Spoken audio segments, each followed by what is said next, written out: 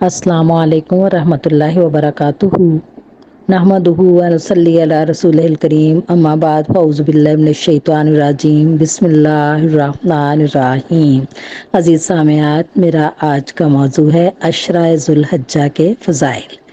یہ تو یادوں کے دن ہیں، یہ تو انسان کا رشتہ ان ہستیوں سے ملانے کے دن ہیں جنہوں نے وفا کا حق ادا کر دیا۔ ہر انسان ان دنوں میں اللہ تعالیٰ کے خلیل کو، ان کے گھرانے کے افراد کو، ان کے تعلق باللہ کو، ان کی قربانیوں کو یاد کرتا ہے۔ سیدنا ابراہیم علیہ السلام پر 30 سے زائد آزمائشیں آئیں۔ ہر آزمائش پہلے سے بڑی تھی، تو آخری آزمائش کی تو کیا ہی بات ہے۔ جب سیدنا ابراہیم کو بیٹا قربان کر دینے کا حکم ملا، یہ ذو الحجہ کے پہلے عشرے کے آخری دن کی بات ہے، جس دن سیدنا ابراہیم کے اس فعل کی یاد منائی جاتی ہے۔ سیدنا ابراہیم کے ہر عمل سے ایک ہی پکار آتی ہے، لبیک۔ یہ تو اس پکار کے تذکرے کے دن ہیں۔ اس صدا سے جو اللہ تعالیٰ کے خلیل سیدنا ابراہیم علیہ السلام نے آج سے سینکڑوں برس پہلے دی تھی، آج بھی مکہ آنے والے قافلے انہی صداؤں کے ساتھ، اسی آواز، اسی پکار پر لبیک کہتے ہوئے اس دھرتی میں داخل ہوتے ہیں۔ ایک انسان کی پکار کو اللہ تعالیٰ نے کیسے شرف قبولیت بخشا ہے، قرآن پاک اور سنت دونوں سے ثابت ہے کہ ملت ابراہیمی کی اصل بنیاد قربانی تھی، اور یہی قربانی حضرت ابراہیم کی پیغمبرانہ زندگی کی اصل خصوصیت تھی، اور اسی امتحان اور آزمائش میں پورے اترنے کے سبب سے وہ ان کی اولاد ہر قسم کی نعمتوں اور برکتوں سے مالا مال کی گئی۔ اللہ تعالیٰ سورۃ بقرہ میں فرماتے ہیں، اور جب ابراہیم کو اس کے رب نے کئی باتوں میں آزمایا تو اس نے ان سب کو پورا کر دکھایا۔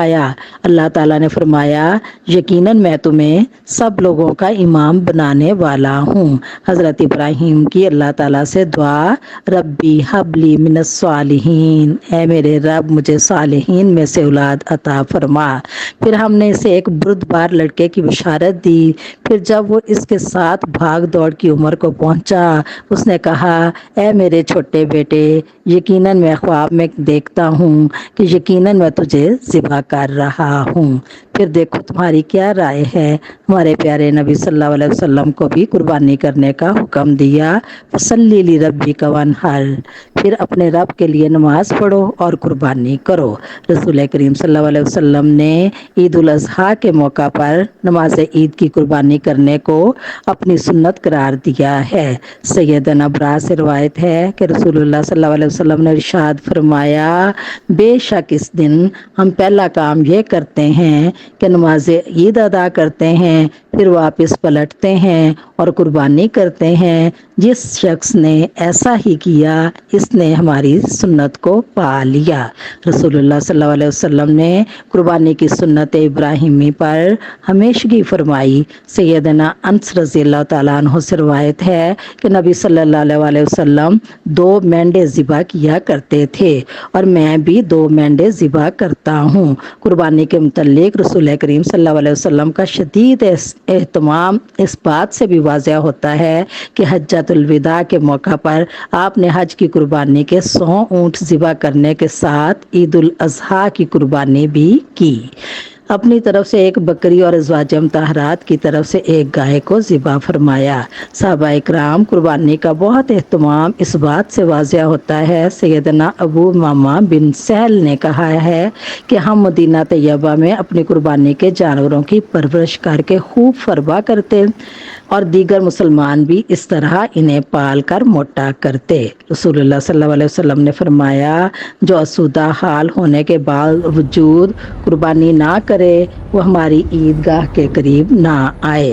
ذو الحجہ کے دن قربانی کی یاد کے ہیں، یہ سیدنا ابراہیم اور ان کے بیٹے سیدنا اسماعیل کی یاد میں ہے۔ سیدنا ابراہیم نے جب اپنا بیٹا قربان کرنا چاہا تو اللہ تعالیٰ نے ایک مینڈے کے عوض سیدنا اسماعیل کو چھڑوا لیا۔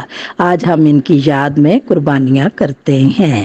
سیدہ عائشہ سے روایت ہے، اللہ کے رسول صلی اللہ علیہ وسلم نے فرمایا، کسی آدمی نے قربانی کے روز کوئی ایسا عمل نہیں کیا جو اللہ تعالیٰ کو قربانی سے زیادہ پسند ہو۔ قربانی قیامت کے دن اپنے سینگوں، بالوں، کھروں سمیت آئے گی۔ یہ خون زمین پر گرنے سے پہلے اللہ تعالیٰ کے ہاں ایک عالی مقام پر گرتا ہے، لہٰذا اسے بہا کر دلوں کو تسلی کر لو۔ سیدنا علی سے روایت ہے کہ نبی صلی اللہ علیہ وسلم نے فرمایا، اے لوگو، قربانی کرو اور اس کے خون سے ثواب کی نیت کر لو، کیونکہ وہ زمین پر گرتے ہی اللہ تعالیٰ کی حفاظت میں چلا جاتا ہے۔ سیدنا عائشہ سے روایت ہے، یقیناً رسول اللہ صلی اللہ علیہ وسلم نے سینگوں والا مینڈا لانے کا حکم دیا جس کے ہاتھ، پاؤں اور پیٹ سیاہ ہوں، چنانچہ وہ آپ کے پاس لایا گیا تاکہ آپ اس کی قربانی کریں۔ پھر آپ صلی اللہ علیہ وسلم نے ان سے فرمایا، اے عائشہ، چھری لاؤ۔ پھر آپ نے فرمایا، اس کو پتھر پر تیز کرو۔ انہوں نے حکم کی تعمیل کی۔ پھر آپ نے چھری کو تھاما اور مینڈے کو ذبح کرنے کے لیے لٹا دیا۔ پھر آپ صلی اللہ علیہ وسلم نے فرمایا، اللہ تعالیٰ کے نام کے ساتھ، اے اللہ، محمد، آل محمد اور امت محمد کی طرف سے قبول فرما لیجئے۔ پھر آپ صلی اللہ علیہ وسلم نے جانور کو ذبح کیا۔ نبی صلی اللہ علیہ وسلم نے یہ قربانی مدینہ طیبہ میں کی۔ اس سے پہلے آپ کی آل اور امت میں سے بہت سے لوگ وفات پا چکے تھے۔ آپ نے ان سب کو اس قربانی میں شامل فرمایا۔ جس طرح میت کی طرف سے حج اور صدقہ کرنا جائز ہے، اسی طرح اس کی طرف سے قربانی کرنا درست ہے۔ میت کی طرف سے قربانی گھر میں کی جائے گی، اس کی قبر پر قربانی کا جانور ذبح کرنا جائز نہیں۔ اللہ کے رسول صلی اللہ علیہ وسلم نے فرمایا، جس نے ذو الحجہ کا چاند دیکھ لیا اور وہ قربانی کرنے کا ارادہ رکھتا ہے تو اسے بال، ناخن نہیں تراشنے چاہیے۔ عید الاضحیٰ کی نماز کے بعد ہر استطاعت رکھنے والے پر قربانی کرنا سنت مؤکدہ ہے۔ رسول اللہ صلی اللہ علیہ وسلم نے فرمایا، جو آدمی قربانی کرنے کی استطاعت رکھتا ہو تو پھر بھی وہ قربانی نہ کرے، وہ ہماری مسجد میں نہ آئے۔ قربانی کا مقصد اللہ تعالیٰ کا قرب اور اس کی رضا حاصل کرنا ہے۔ قربانی کی قبولیت کے لیے شرط ہے کہ وہ پاک مال سے ہو اور نبی صلی اللہ علیہ وسلم کی سنت کے مطابق ہو۔ وآخر دعوانا ان الحمد للہ رب العالمین۔